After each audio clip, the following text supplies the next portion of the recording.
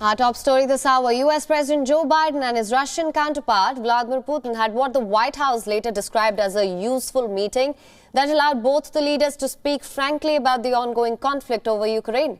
US National Security Advisor Jake Sullivan briefing reporters after the call said that President Biden warned Putin of strong economic sanctions should Russia invade Ukraine, signaling that any military aggression by Russia would have stronger ramifications than it did back in 2014 when Russia invaded and took the Crimean Peninsula. I will look you in the eye and tell you, as President Biden looked President Putin in the eye and told him today, that things we did not do in 2014, we are prepared to do now. Now, in terms of the specifics, we would prefer to communicate that directly to the Russians, to not negotiate in public, to not telegraph our punches, but we are laying out for the Russians in some detail the types of measures that we have in mind. For his part, Putin responded to the warning with his own demand for a reliable, legally binding guarantee against NATO expansion eastward and complained about NATO attempts to develop Ukrainian territory, while no breakthroughs in the standoff were reported.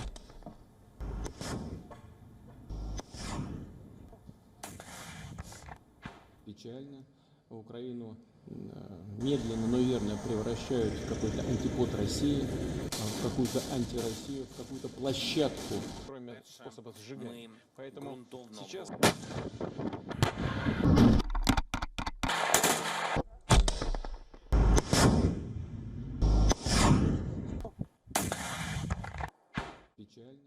Прорывов пока что нет.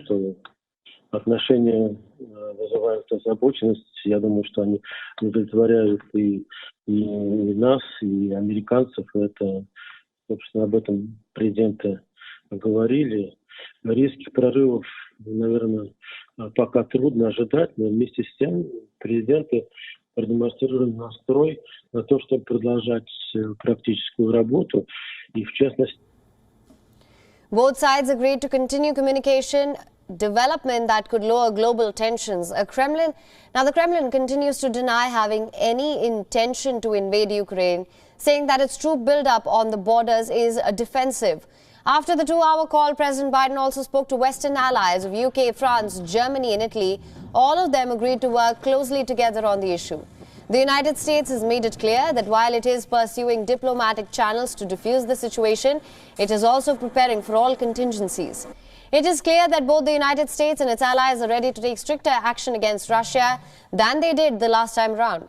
One of the deterrents could be Russia's mammoth Nord Stream 2 natural gas pipeline to Germany, which would be suspended if Russia invades Ukraine.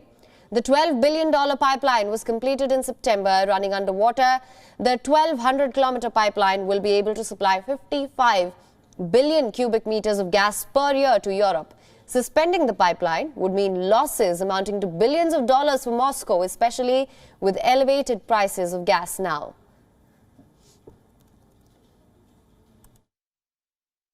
When it comes to Nord Stream 2, the fact is the gas is not currently flowing through the Nord Stream 2 pipeline, which means that it's not operating, which means that it's not leverage for Putin. Indeed, it is a leverage for the West, because if Vladimir Putin wants to see gas flow through that pipeline, he may not want to take the risk of invading Ukraine.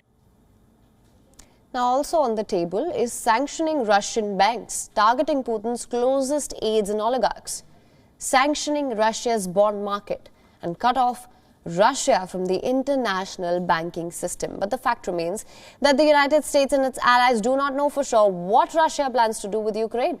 While Moscow calls the invasion talk Western hysteria, it has placed an estimated 175,000 troops along its borders with Ukraine.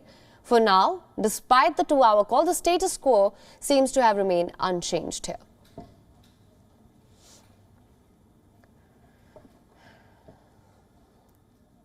WION is now available in your country. Download the app now. Get all the news on the move.